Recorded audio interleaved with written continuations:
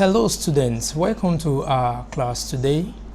From our previous lesson we talked about operations carried out on a lathe machine, where we discussed various things that you can use the lathe to do.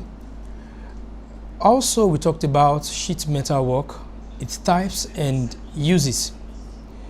But today we shall be discussing friction and its effect.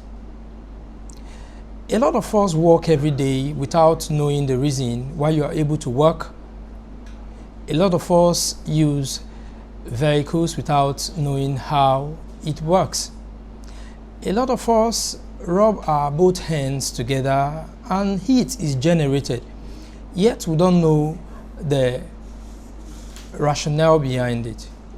So when we talk about friction, we say friction is defined as the force that acts as a surface of separation between two bodies in contact to one another. We have various examples of friction, like I mentioned earlier. Rubbing your both hands together is an example of friction. A car moving from one place to another is another good example of friction. We have numerous examples, but I want to stop there, so as we continue the class you can give yourselves these examples. So let's move through the types of friction. We have two major types of friction. We have the static friction and we have the dynamic friction. By the word static, we mean that the body is at rest. Then kinetic means that the body is in motion. So let's define static friction. We say static friction is that frictional force that occurs on a body at rest. Examples could be when your book is lying on the table, when a car is parked at a spot, when a bicycle is parked at a spot, skipping ropes on a particular spot. All these are various examples of static friction. Let's talk about kinematic or kinetic friction. We say kinetic friction is defined as the friction of a body in motion. Now you on your own can actually look at possibilities of how this can be. For example, when a car is moving from one place to another, you experience that the car makes connection with the road on which it is moving. So this is an example of kinetic or kinematic friction. We have other examples. For example, I decide to push a table from one place to another. That is another good example of kinetic friction. I want you to give yourselves examples as we go on in the class. You think of the various applications of kinetic friction. What are the things that are around you that actually move from place to place that you can say, oh, this is an example of kinetic friction. So we can now go further by talking on the features or laws of friction. One of the laws of friction is that friction opposes relative motion between surfaces in contact. This is what I mean when I say that friction opposes relative motion between surfaces in contact. If I place my both hands together and I move the one at the top back and forth, yes, I would experience a kind of dryness in between my both palms. This is a clear example that friction opposes relative motion between surfaces in contact. Number two, so friction is independent of the areas of the surfaces in contact. When we talk about that, you talk about the area covered is not necessarily important when you are dealing with friction, because the road on which a car is moving on has little or nothing to do when you talk about the friction between the car tire and the road on which it is moving.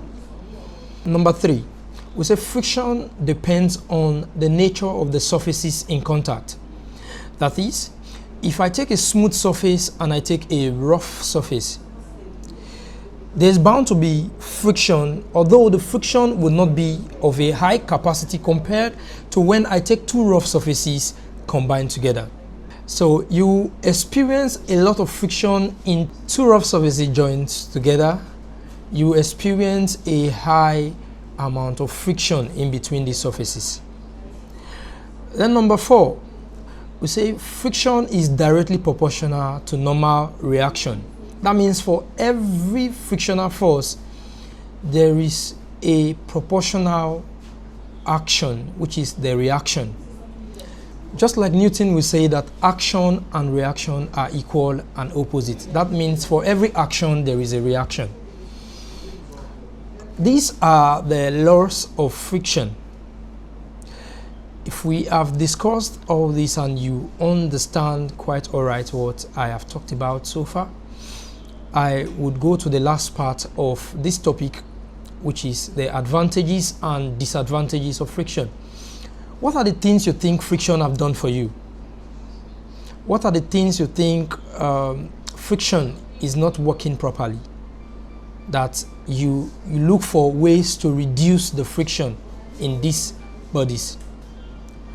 One of the advantages of friction is that friction enables you to work without slipping.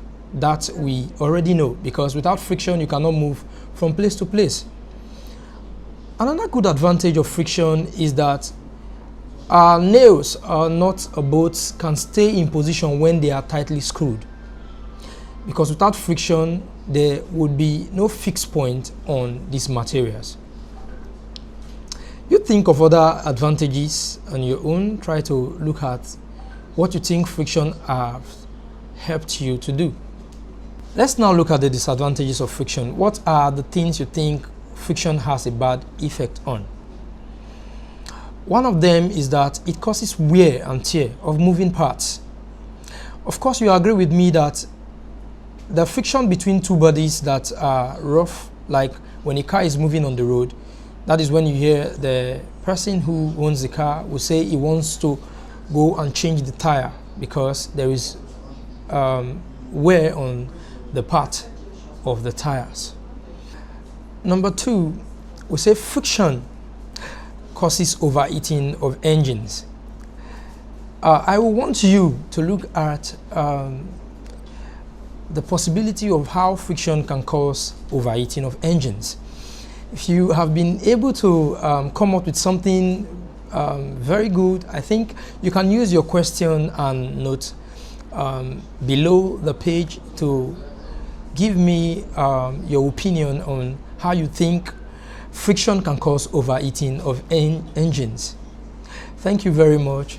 This is where we cut the class for today. I want you to go through the work I have in the portal. If possible, comments are welcome. I would encourage you to do your quizzes and your assignment. Thank you very much. Do have a blessed day.